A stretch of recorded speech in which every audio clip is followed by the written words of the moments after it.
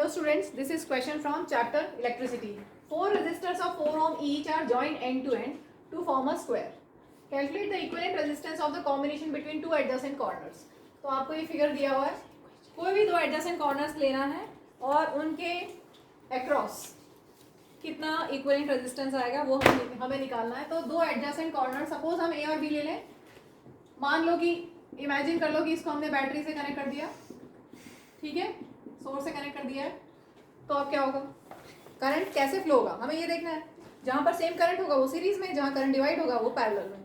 तो करंट यहाँ से जाने के बाद करंट डिवाइड हुआ.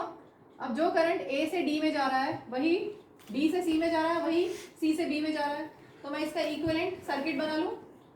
इन तीनों को, ये तीनों सीरीज में हो गए सीरीज में, क्योंकि जो करंट इस 4 ओम में गया वही इस 4 ओम में गया, यही वही इस 4 ओम में गया.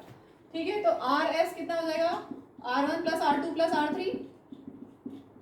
ठीक है, तो इन तीनों की जगह हमने लिख दिया 12 ओम और नीचे है 4 ओम. यहाँ पर A और यहाँ B.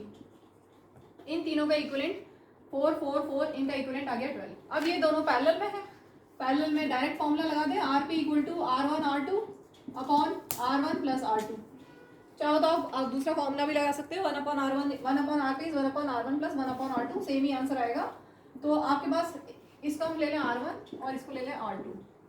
R1 है 12, R2 है 4 upon 12 plus 4. 12 into 4 upon 12 plus 4 हो गया 16, 4 4 16. So answer is 3 Om.